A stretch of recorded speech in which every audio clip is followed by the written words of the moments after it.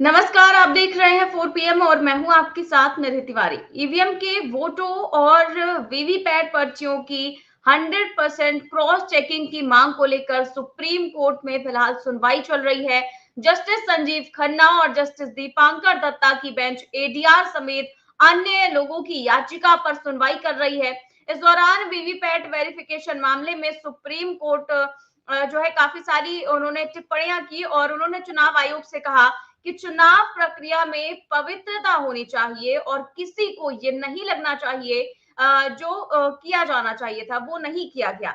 इतना ही नहीं, supreme court ने चुनाव आयोग को स्वतंत्र और निष्पक्ष चुनाव सुनिश्चित करने के लिए अपनाए गए कदमों के बारे में विस्तार से बताने को कहा। साथ ही साथ ईवीएम को लेकर भी तमाम सवाल किए। जस्टिस संजीव खन्ना और दीपांकर दत्ता की पीठ ने कहा कि कोर्ट का मानना है कि ये एक चुनावी प्रक्रिया है, इसमें पवित्रता होनी चाहिए और किसी को भी आशंकाएं नहीं होनी चाहिए कि जिस तरह उन्होंने वोट दिया या उसको नहीं गया या फिर उन्होंने वोट किसी और को दिया और किसी और को चला गया। इस तरह की जो है याचिका में सुनवाई जो है फिलहाल लगातार चल रही है और क्या कुछ हो रहा है इस पर हम लगातार अपडेट आपको देते रहेंगे। और हमारे साथ जुड़ रहे हैं प्रोफेसर अखिल स्वामी सर। सर, स्वागत है आपका। सर, आप देख रहे हैं कि अभी सुप्रीम कोर्ट में फिलहाल सुनवाई चल रही है और इस सुनवाई में बेहद महत्वपूर्ण तर्क भी दिए जा रहे हैं चुनाव आयोग की तरफ से भी और सुप्रीम कोर्ट जिस तरह के सवाल पूछ रहा है उसको लेकर भी। और आप जिस तरह से ये सुनवाई चल रही है और उसमें कहा जा रहा है कि निष्पक्ष चुनाव करवाए जाने चाहिए, लोगों को आशंकाएं नहीं होनी चाहिए। तो अब जब अगर 2 बजे तक फैसला आ सकता है तो आपको लगता है कि ये फैसला इसी को लेकर आएगा कि 100% पर्चियों का मिलान हो सके? देखिए, माननीय सुप्रीम कोर्ट क्या करेगा इस पे तो मैं कुछ नहीं कहूंगा। हाँ, इतना मेरा विश्वास है, अपने हिंदुस्तान की न्यायिक प्रक्रिया पे मुझे विश्वास है, अपने सुप्रीम कोर्ट पर विश्वास है और पंच परमेश्वरों पे विश्वास है। और देश की जनता भी यही चाहती है। देश की जनता ये चाहती है निष्पक्ष चुनाव हो, बेईमानी ना हो। देखिए, हमारी आशाएं थी चुनाव आयोग से। हम चुनाव आयोग से अपेक्षा करते थे कि वो एक रिटायर्ड आईएएस अफसर हैं, उसके बाद उनको चुनाव आयुक्त बनाया, बाकी भी दो प्रशासनिक अधिकारी हैं। संविधान की कसम इन लोगों ने खाई हुई है। ये देश के अंदर देश के लोकतंत्र को बचाने के लिए जो इन्हें करना चाहिए वो करें, ये नहीं कर रहे हैं। समस्या यहां है। अब आप खुद सोचिए, धार्मिक प्रतीकों का खुलेआम प्रदर्शन हो रहा है। कहीं बिल्कुल मतलब जो चीज वर्जित है, बिल्कुल जो चुनाव आचार संहिता में वर्जित हैं, उनका खुलेआम प्रयोग हो रहा है। एक पक्ष को बिल्कुल बुरी तरह से दबाया जा रहा है और दूसरे पक्ष को स्वतंत्र छोड़ दिया गया है। तो अगर हमें चुनाव आयोग से जो हमारी अपेक्षा, देखिए हम हायर अथॉरिटी के पास कब जाते हैं? हायर अथॉरिटी के पास तब जाते हैं जब हमारी लोअर अथॉरिटी से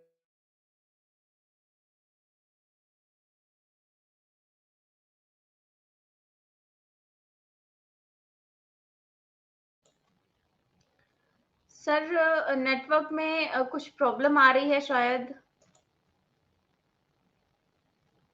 सर, आपको आवाज आ रही है?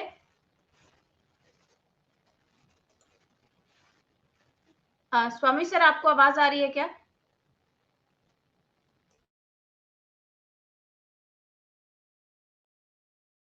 देखिए, यही निधि देश की व्यवस्था है।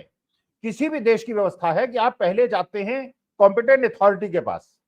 जब कॉम्पिटेंट अथॉरिटी के पास आपकी शिकायत रिजॉल्व नहीं होती तो हायर अथॉरिटी के पास जाते हैं, वहां नहीं होती तो और ऊपर की अथॉरिटी के पास जाते हैं। हम ये चाह रहे थे, देशवासी ये चाह रहे थे, 142 करोड़ लोग ये चाह रहे थे, पूरे 142 करोड़ तो तब भी नहीं चाह रहे थे। कुछ लोग ऐसे जो चाह रहे थे कि ईवीएम में हेरा फेरी से वो चुनाव जीत जाए। कुछ ऐसे लोग थे जिनको ये चाहिए कि जिस प्रकार से उनका जीवन आनंद से बीता है, वो कट्टे लहरा के और उत्तेजक भाषण दे के और टीका लगा के और गेरुआ वस्त्र पहन के और हरे वस्त्र पहन के जिस प्रकार से हर धार्मिक जो उन्मादी लोग हैं उन्होंने देश को कमजोर कर दिया और बांट दिया गया है, वो ये चाहते थे कि ये सत्ता बनी रहे।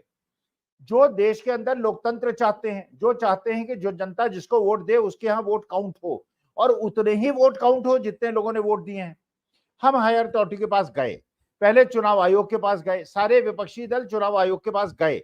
चुनाव आयोग को उन्होंने बताया कि साहब इस तरह से ये भेदभाव हो रहा है, लेकिन चुनाव आयोग तो भेदभाव कर रहा है। धार्मिक प्रतीकों के खुले उपयोग पर वो कुछ नहीं बोल रहा है।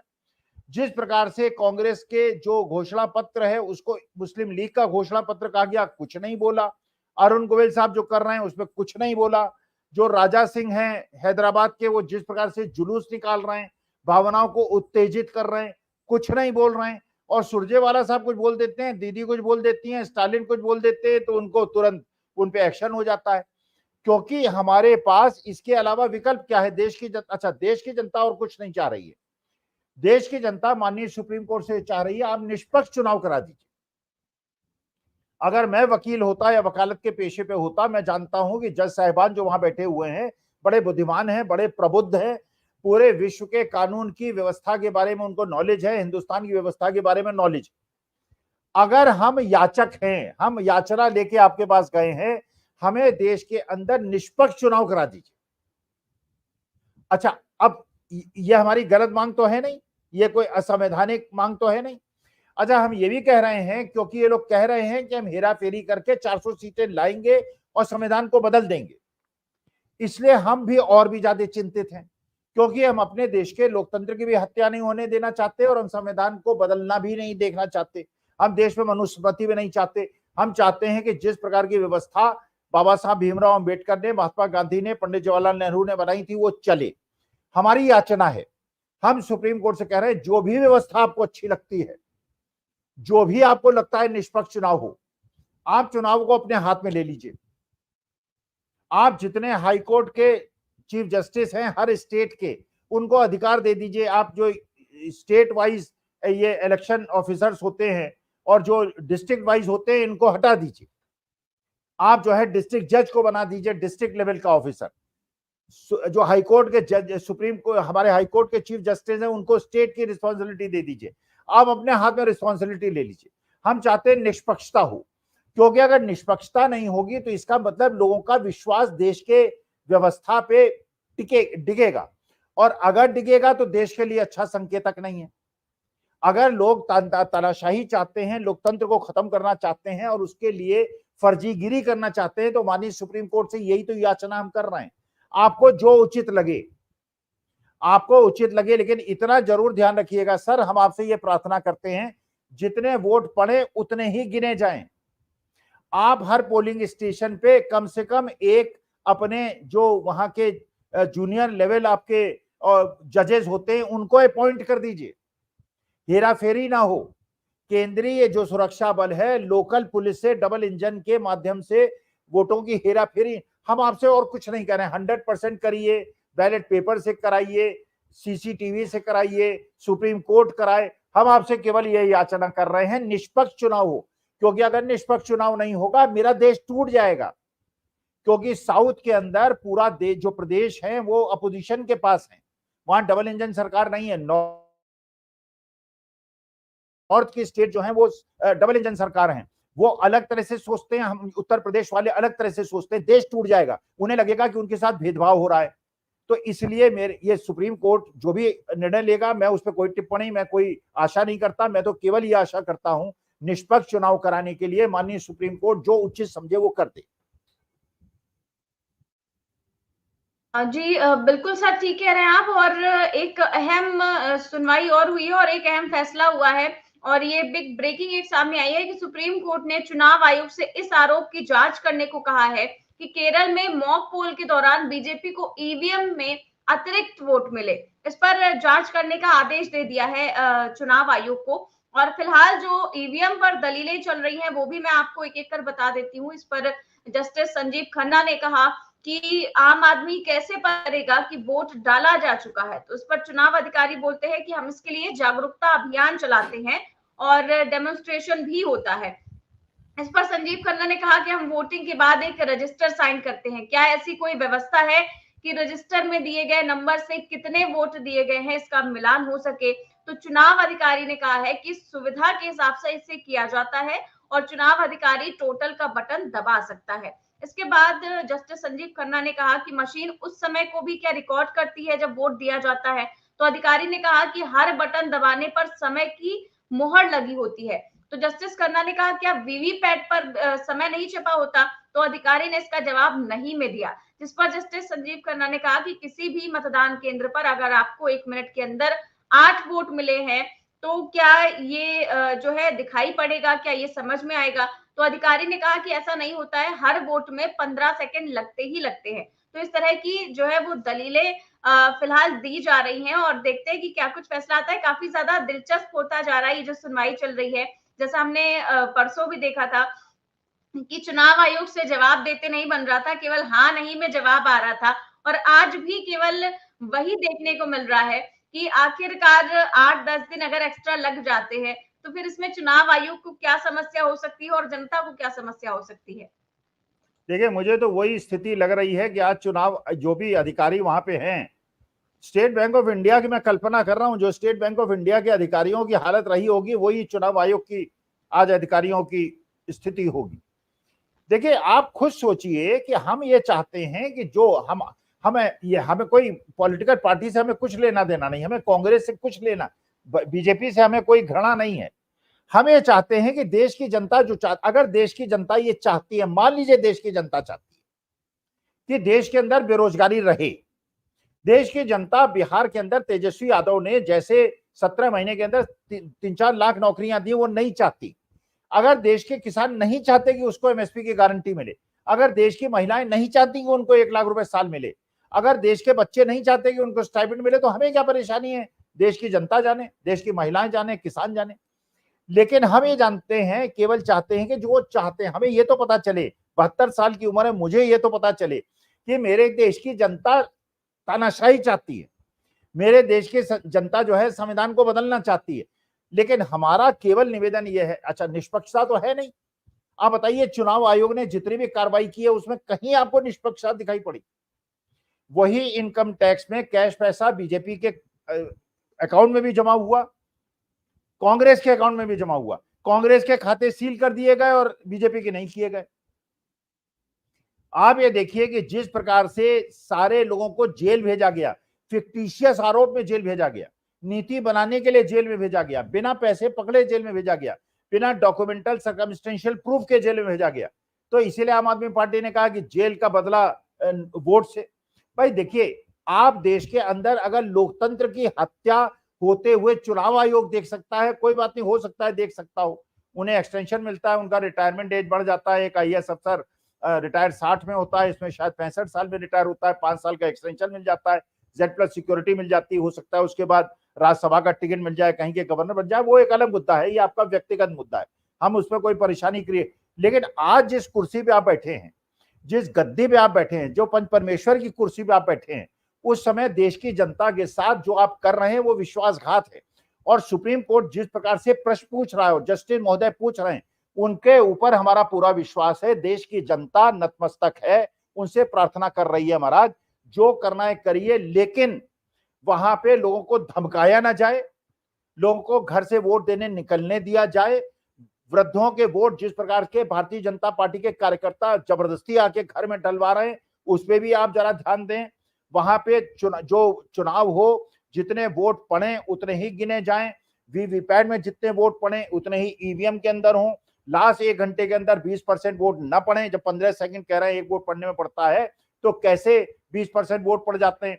इसका मतलब जो है सुप्रीम कोर्ट बिल्कुल उस प्रकार से रैगिंग कर रहे हैं जिस प्रकार से स्टेट बैंक ऑफ इंडिया की थी। और हमें आशा है, क्योंकि देश के हमारे सुप्रीम कोर्ट के निर्णय को केवल हम नहीं देख रहे हैं, पूरा विश्व देख रहा है। और हमारे देश की न्यायिक व्यवस्था बेस्ट न्यायिक व्यवस्था है, और चुनाव आयोग भी बेस्ट हुआ करता था। जब टीएन शेषन हुआ करते थे, इसके पहले भी हुआ करते थे, दूसरे देश के लोग हमारे चुनाव आयोग को आमंत्रित करते थे हमारे इलेक्शन करा दें। अब नहीं कोई कराएगा, अब कहेगा भैया तुम अपने ही देश में कर लो, इस प्रकार से कि विपक्षियों के मुंह बंद कर दो, उनको जेल में भिजवा दो, उनके पैसे जब्त कर लो, उनके लोगों को अपनी पार्टी में ले लो और सारे अनैतिक काम करो, और उसके बाद एक पक्षीय चुनाव करा दो। तो सुप्रीम कोर्ट पे हमारी आशाएं टिकी हुई हैं, और अगर निर्णय जो भी होगा वो शिरोधार्य होगा। लेकिन मुझे लगता है कि जिस प्रकार से जिरह चल रही है, सुप्रीम कोर्ट देश की जनता और लोकतांत्रिक व्यवस्था और संविधान को बचाने के लिए दृढ़ संकल्प है, और हमें अच्छी ही सूचना मिलेगी।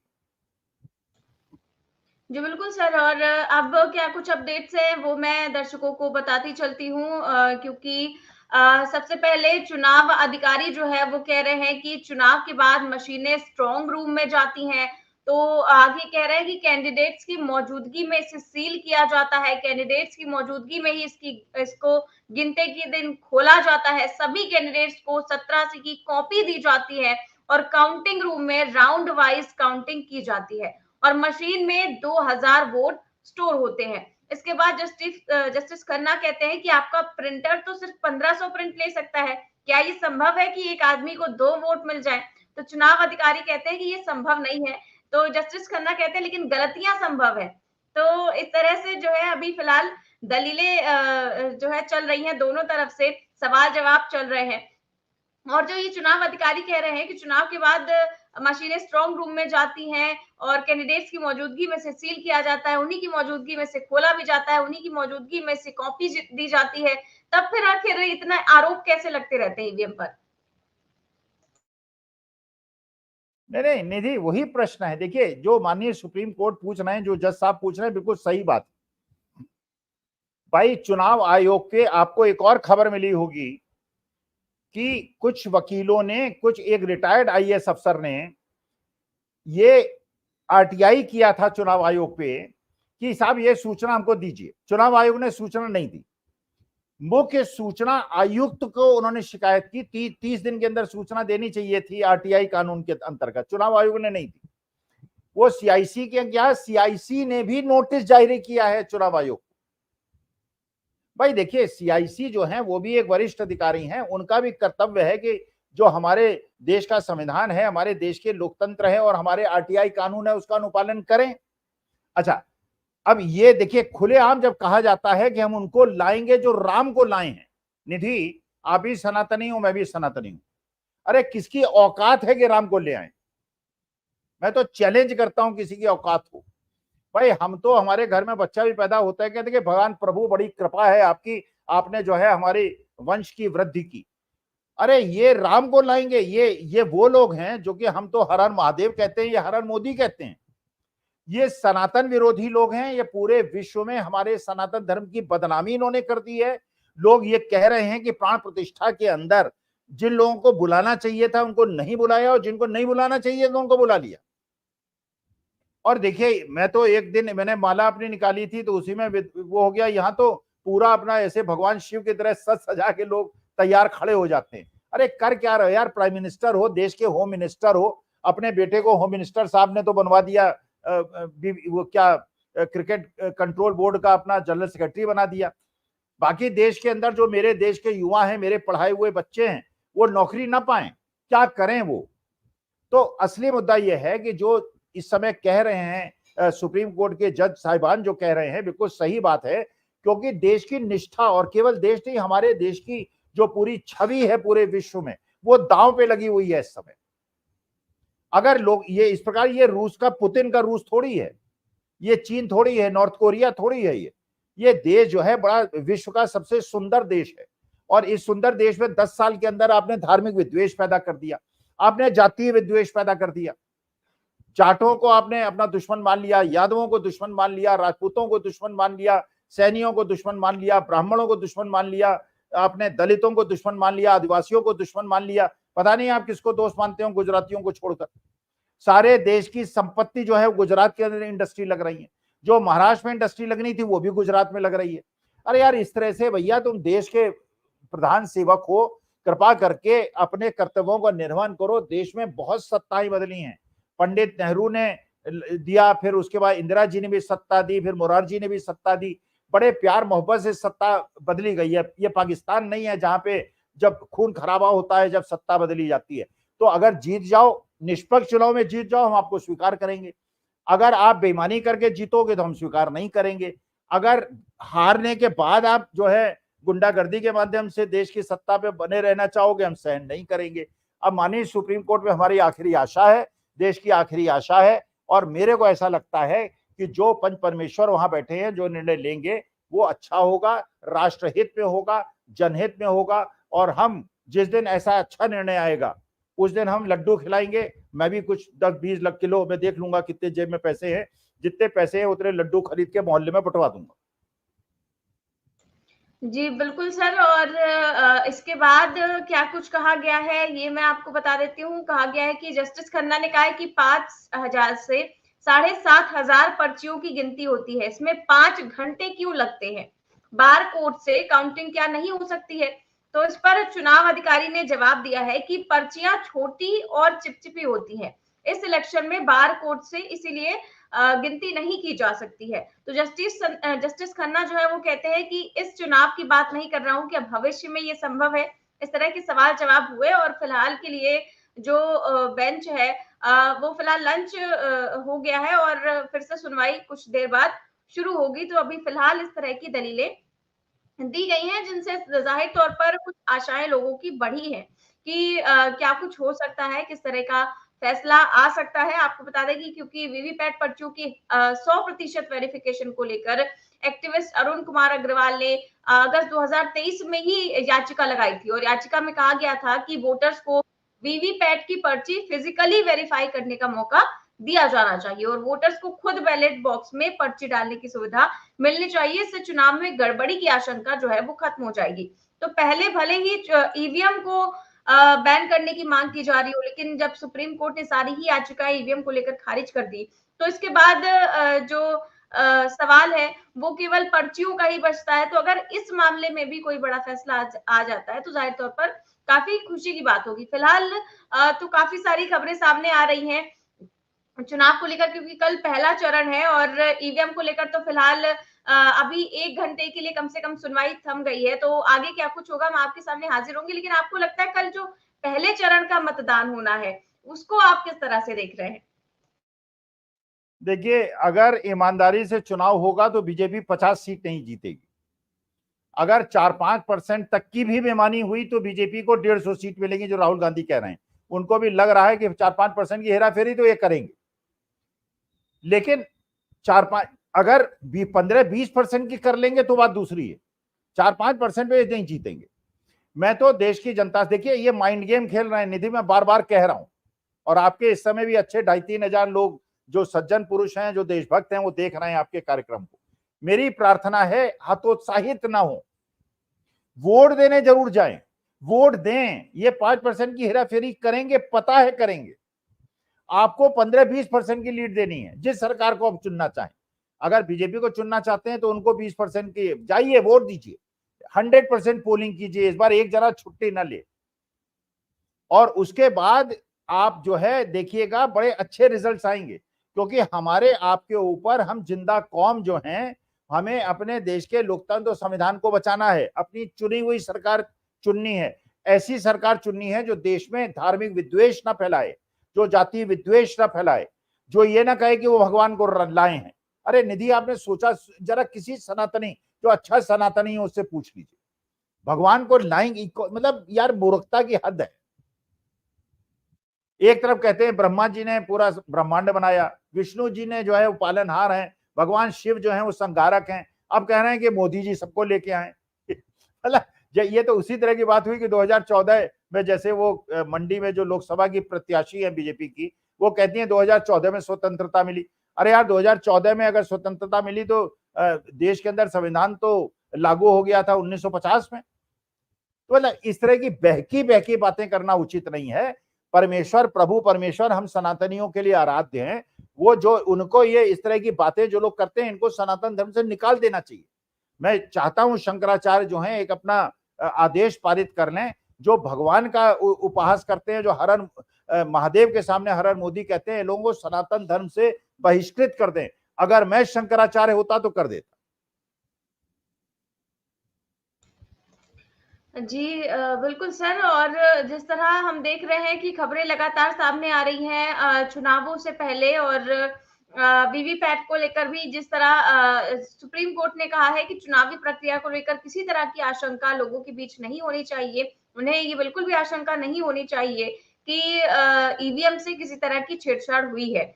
लेकिन आपको नहीं लगता, क्योंकि अभी मैं देख रही हूँ कि बयान काफी सारे चल रहे हैं, बीजेपी नेता कह रहे हैं कि अगर विपक्ष जीते तो फिर ईवीएम ठीक है, बीजेपी जीते तो ईवीएम खराब हो गई, ऐसा कैसे हो सकता है? नहीं नहीं, हो सकता, मैं अभी बताया ना निधि, मैंने अभी बताया।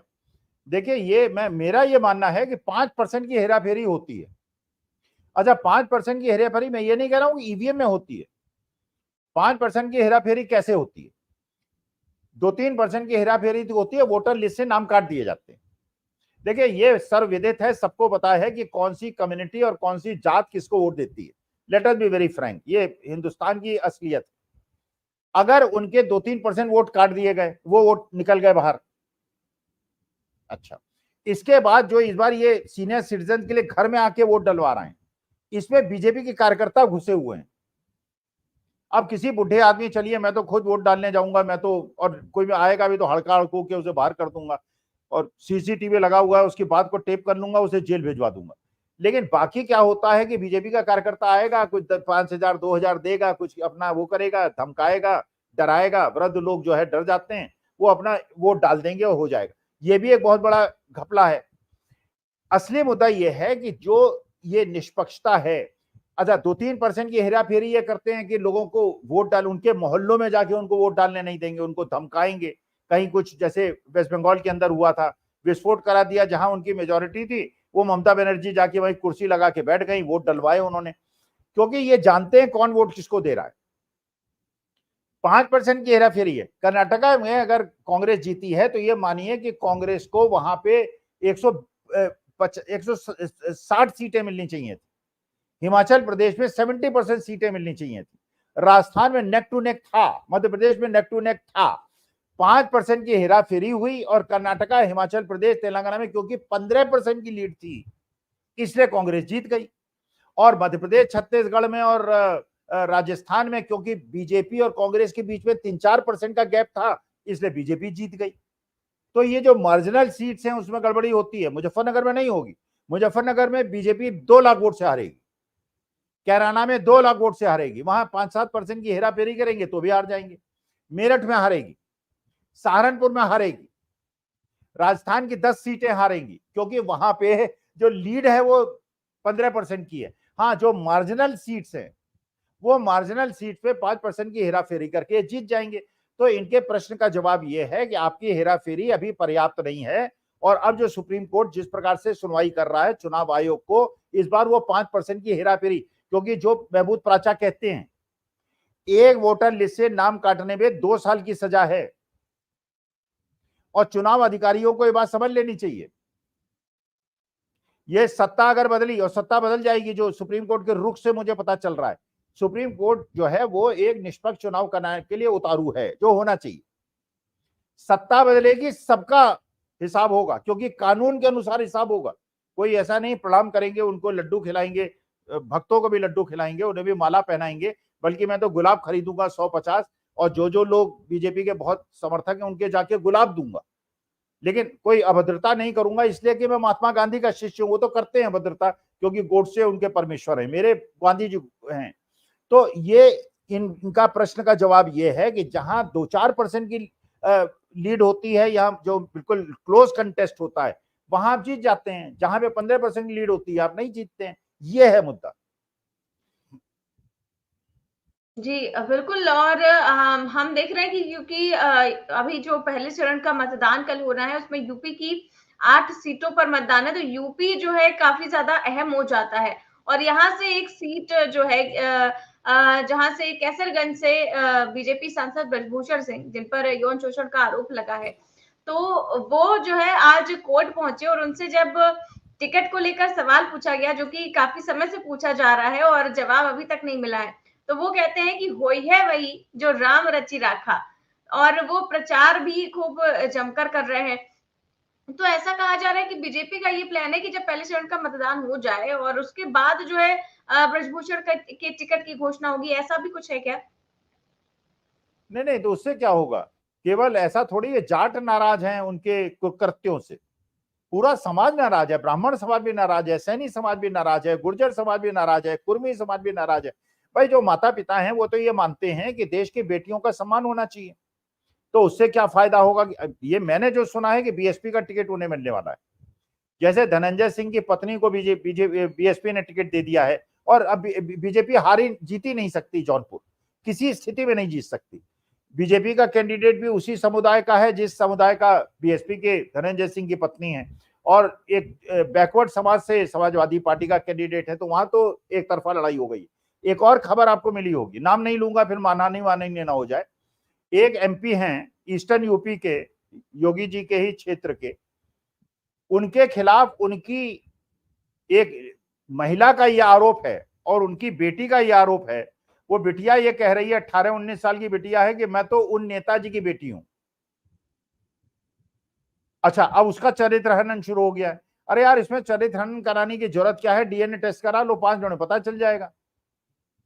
पंडित नारायण दत्त तिवारी भी थे, उनके भी एक आई थी एक लेडी, उन्होंने कहा था ये बेटा है जो आपका है, उन्होंने कहा अपना खून देने से मना कर दिया, टेस्ट कराने से मना कर दिया, फिर जबरदस्ती उनका डीएनए टेस्ट कराया गया तो पता चला उन्हीं का बेटा है। तो भैया इसमें परेशानी क्या है? ये तो निष्ठा की बात है भाई। अगर मान लीजिए वो बेटी है तो उसको सम्मान दीजिए, उसको अपनी बेटी मान लीजिए, अपना नाम दे दीजिए, परेशानी क्या है भाई? अब आपके ऐसा थोड़ी उस पार्टी में जाने से आपके संस्कार इतने बिगड़ गए हैं कि अगर आपकी बेटी है तो उसको आप मानने से इनकार कर रहे हैं। एक और वहां खिलवाड़ शुरू हो गया है।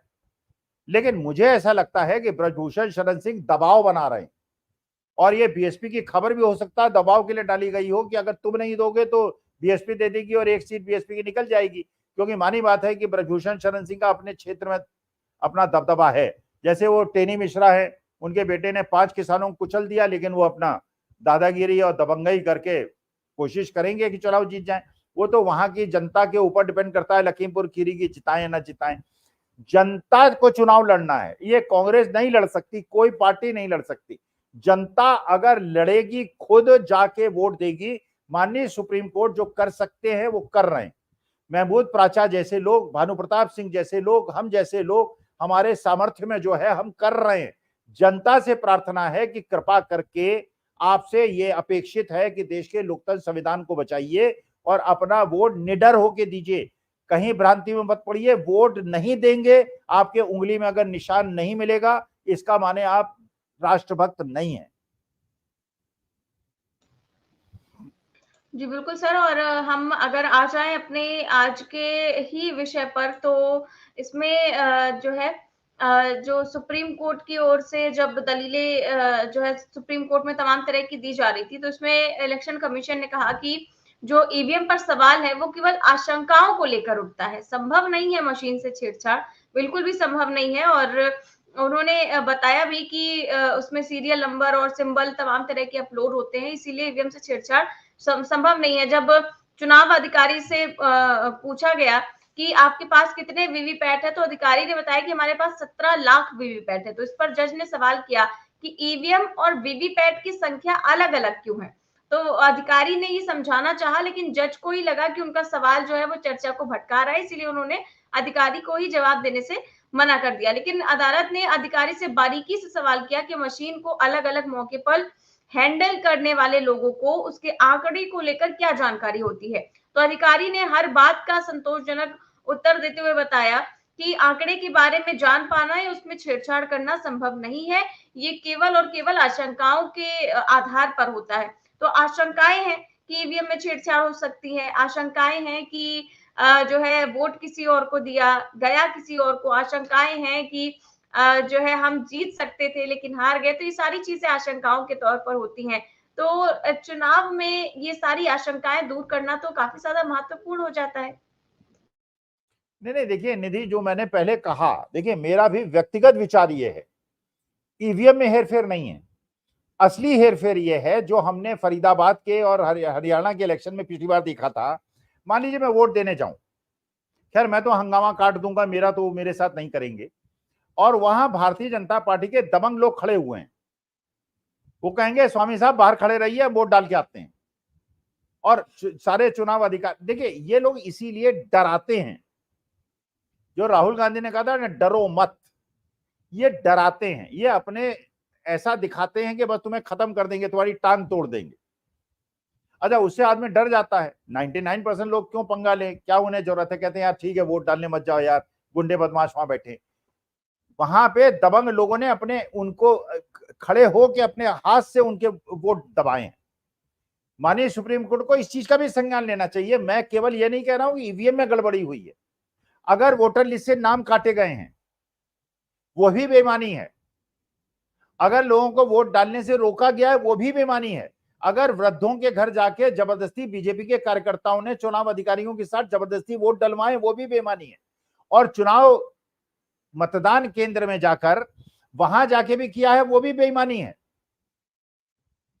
देखिए यहां तक मैंने खबर सुनी कुछ क्षेत्रों में घर जाएंगे जिनको पता है कि हमारे पास इनको वोट नहीं मिलने वाला है, उनके घर जाके उनको 5,000 रुपए देंगे और उनसे कहेंगे अपना भैया वो आइडेंटिटी कार्ड दे दो। आइडेंटिटी कार्ड ले लेंगे, वोटर आईडी कार्ड ले लेंगे और वहां जाके उनके खास लोग बैठे हुए हैं। इसीलिए ये डराना चाहते हैं अपोजिशन वालों को कि तुम्हें जेल भेज देंगे, तुम्हें मार देंगे, चुप रहो। और इसीलिए आज की तारीख में आम आदमी पार्टी ने यह नारा दिया है कि जेल के बदले वोट।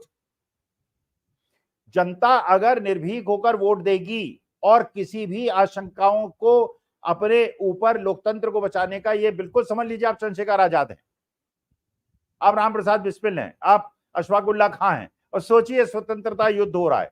अगर हार गए, मान लीजिए लोकतंत्र खत्म हो गया, देश में संविधान खत्म हो गया, आ गया मनुस्मृति, तो फिर हम क्या कर सकते हैं? फिर आप भुगते हैं, आप जाने, आपका काम जाने। हम अंतिम प्रयास कर रहे हैं। हमें अटल जी से कोई परेशानी नहीं थी, हम बीजेपी विरोधी नहीं हैं।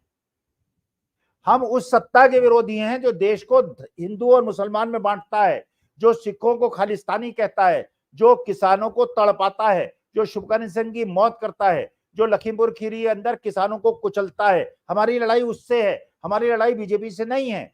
बीजेपी के किसी अच्छे नेता को सामने ले आइए, आप जीत जाइए, हमें क्या परेशानी। लेकिन ऐसे निरंकुश शासक को हम पसंद नहीं करते जो कि देश के लोकतंत्र को हड़पना चाहता है, जो धार्मिक भावनाओं को भड़काकर चुनाव जीतना चाहता है, जो देश के बच्चों को बेरोजगारी देना चाहता है, पकौड़ा तलवाना चाहता है। ऐसे व्यक्ति हमसे परहेज है, हमें बीजेपी से कोई परहेज नहीं। जी बिल्कुल सर। और हमारे कुछ दर्शक हैं वो कुछ कमेंट कर रहे हैं, मैं वो भी पढ़कर सुनाना चाहती हूँ। लिखा है कि बैलेट पेपर से चुनाव आयोग को कराना चाहिए क्योंकि मोदी सरकार को खत्म करने वाले लोग हैं। मोदी के जो चमचे हैं वो जनता को उन्होंने बहुत दुखी करके रखा है, इस तरह की कमेंट कर रहे हैं कुछ लोग। और लिखा है कि बैलेट पेपर गिनती करने में 2 से 4 दिन ज्यादा वक्त लगेंगे, वैसे ही 18 अप्रैल से 4 जून इतना समय है मशीन्स को बदलने के लिए, इतना काफी है। आगे कुछ लोग लिखते हैं कि पहले बूथ कैप्चरिंग राजनेता और गुंडे करते थे, अब जनता को ईवीएम कैप्चरिंग जो है उससे बचाना है, जो है अपना वोट बचाना है ईवीएम कैप्चरिंग से। और आगे और लोग हैं जो लिखते हैं कि भाजपा की रैली में भीड़ नहीं होती, फिर जीत कैसे जाती है? सब ईवीएम का कमाल है, इसी कारण जो है 400 पार का नारा लगाया जा रहा है। तो जाहिर तौर पर इसी तरह की चीजें जो है वो होती है कि 400 पार का नारा जो लगाया जाता है, और क्योंकि बीजेपी को पहले से ही पता होता है कि हम तो किसी भी हालत में जीत ही जाएंगे, इसीलिए से जो है तमाम तरह के जो कैंडिडेट्स खड़े किए जाते हैं। अभी सर जो अनियमितता के आरोप में जो कहा गया है, केरल के कासरगोड में मॉक ड्रिल में जो अनियमितता पाई गई थी, उसकी जांच करने को बीजेपी ने कहा, बीजेपी की जांच करने को चुनाव आयोग ने कहा है कि आप जांच करिए, उसके बाद ही जो है रिजल्ट का पता लग पाएगा। तो आपको लगता है कि अगर लोकसभा चुनाव में भी इसी तरह की कुछ धांधली हो सकती है और अगर बात पहुंची सुप्रीम कोर्ट तक, तो इसके बाद जैसे चंडीगढ़ चुनाव में हुआ था वैसे ही देखने को मिल सकता है? नहीं, देखिए असली मुद्दा वही है निधि। देखिए ये अभी तक 2014-19 के चुनाव क्या थे, 2014 का चुनाव तो खैर देखिए एक पक्षीय था। ये तो पता था कि जिस प्रकार से अन्ना हजारे और रामदेव का आंदोलन चला था, तो और एक बिल्कुल एक नक्शा दिखाया गया था कि गुजरात मॉडल ऐसा मॉडल है, और पता नहीं जापान से और जर्मनी से कहां के ब्रिजेस की फोटो व्हाट्सएप पे घुमाई गई थी। लोगों को लगा था कि एक ऐसा कोई आदमी है जो चमत्कार करेगा, विष्णु का अवतार है। वो 2014 का चुनाव तो एक तरफा था। 2019 के चुनाव में भी वास्तविकता ये थी कि हिंदुत्व तो बिल्कुल उभार पे था, जहां पे ये बताया गया था कि ये जो अल्पसंख्यक हैं, चाहे सिख हो, चाहे मुसलमान हो, चाहे दलित हो, चाहे पेरियार को मानने वाले लोग हैं, ये बिल्कुल कुछ नहीं। और किसी को देश विरोधी कह दो, किसी को राष्ट्र विरोधी कह दो, किसी को हिंदू विरोधी कह दो, लोग सकपकाहट में थे। और वहां भी ये 5% की हेरफेर हुई, मार्जिनल सीट थी, वो जीत गए। इस बार का चुनाव डिफरेंट है। आप कोई वीडियो उठा के देख लीजिए, किसी क्षेत्र में देख लीजिए, भारतीय जनता पार्टी का जेजेपी का गुजरात तक की स्थिति यह है कि वहां पे इनके कैंडिडेट घूम नहीं पा रहे हैं। इस बार की लीड 5% की नहीं है। मैं इस चीज से बहुत खुश हूं कि कम से कम आज जो सुप्रीम कोर्ट में सुनवाई हो रही है उससे ये चीज चर्चा में आ गई है। जनता को पता चल गया है कि जिसको आपके सम्मान की, लोकतंत्र की रक्षा करनी है वो सजग है, वो सुन रहा है। और चुनाव अधिकारी इसके बाद भी अगर बदमाशी करेंगे तो सुप्रीम कोर्ट अगर लगेगा उन्हें कि इनको जेल भेजना चाहिए, वो जेल भेजेगा। इसलिए रामदेव 3 माफी मांग चुके हैं, माफी नहीं स्वीकार कर रहा सुप्रीम कोर्ट। इसीलिए उन्होंने कहा, जो मसीह साहब थे, मसीह साहब से कहा तुम पे केस चलेगा। अब मसीह साहब का हाथ भी छोड़ दिया है बीजेपी ने। अब बीजेपी कह रही है हमारा कार्यकर्ता नहीं, हम नहीं जानते मसीह कौन है। बीजेपी किसी का साथ नहीं देगी, जो पकड़, अब रामदेव का साथ नहीं दे रही है बीजेपी आज की तारीख में। असली मुद्दा भी यह है, भक्तों को भी यह समझना चाहिए, और भक्तों की संख्या भी कम हो रही है निधि। अब थोड़े डिफेंसिव हैं, पहले एग्रेसिव होते थे, अब डिफेंसिव हैं, अब बहुत ज्यादा हल्ला काटते नहीं है वो, है कि नहीं। अच्छा, दूसरा ये है कि उनको अब, क्योंकि वो देख रहे हैं कि जनता आपके लोग जो देख रहे हैं, ये जो दर्शक देख रहे हैं और जो चिंता व्यक्त कर रहे हैं, क्यों चिंता व्यक्त कर रहे हैं। और एक और चीज बता दूं, मैं अतिशयोक्ति नहीं कर रहा हूं, अगर यूट्यूब चैनल ना होते, अगर ध्रुव राठी जैसे लोग ना होते, अगर देश में आप लोगों के जिनके व्यूअर्स की संख्या एक महीने में करीब 50-60 करोड़ है, अगर ये ना होते, ये चुनाव नहीं अपोजिशन जीत सकता था, बीजेपी जीत जाती। उनके पास पैसा है, उनके पास प्रचार तंत्र है, उनके पास कार्यकर्ता है, लेकिन यूट्यूब के कारण ये जनता तक बात पहुंची है। गोदी मीडिया के खिलाफ एक तंत्र खड़ा हो गया है और आज की तारीख में जनता जागरूक है, जनता खुद योद्धा बन गई है। और जनता जब वोट डाले, अगर कोई बेईमानी हो, अगर कोई हेरा फेरी हो, वहीं पे धरना देके बैठ जाइएगा। आपके इंडिया गठबंधन में, क्योंकि अब सब लोग मिल गए हैं, अब सपा में, कांग्रेस में, आम आदमी पार्टी में, कम्युनिस्टों में कोई लड़ाई नहीं है। अगर एक एक गांव में 100-100 वर्कर भी पांचों के हैं, 500 वर्कर जाके वहां बैठ जाएंगे। शक्ति का सम्मिलन हुआ है। सारी बेईमानी के बावजूद अगर पिछले इलेक्शंस में इंडिया गठबंधन उसी प्रकार का होता जैसे आज होता, तो बीजेपी को 150 सीट ना मिलती। आज हवा बदली हुई है, ये हार रहे हैं, बुरी तरह से हार रहे हैं। केवल ये लोगों के दिमाग को माइंड गेम से भ्रमित करने की कोशिश कर रहे हैं, जिससे जनता को लगे कि जीत रहे हैं, बुरी तरह से हार रहे हैं, ये कहीं नहीं जीत रहे हैं। जी बिल्कुल सर, और अभी जितनी भी अपडेट सामने आई हमने आपके सामने रखी है, दर्शकों के अपने सामने रखी है, जो कुछ भी हुआ है। फिलहाल जो है लंच ब्रेक हो चुका है और उसके बाद सुनवाई जब शुरू होगी तो हम आपके सामने फिर से हाजिर होंगे। फिलहाल इस लाइव में बस इतना ही। बहुत बहुत शुक्रिया सर। तो आप देख रहे थे, हम चर्चा ईवीएम को लेकर कर रहे थे। ईवीएम वीवीपैट पर जो सुनवाई चल रही है, हमने आपके सामने लाइव अपडेट्स रखी, किस तरह की दलीलें दी जा रही हैं, वकील क्या कह रहे हैं, कोर्ट क्या कह रहा है, और जो है फैसला किस तरह के का आने की अंदेशा है। फिलहाल इस लाइव में बस इतना ही। हम फिर से आपके सामने हाजिर होंगे, जैसे ही कोई फैसला आता है, जैसे ही कोई अपडेट सामने आता है, हम फिर आपके सामने हाजिर होंगे। फिलहाल बस इतना ही। नमस्कार।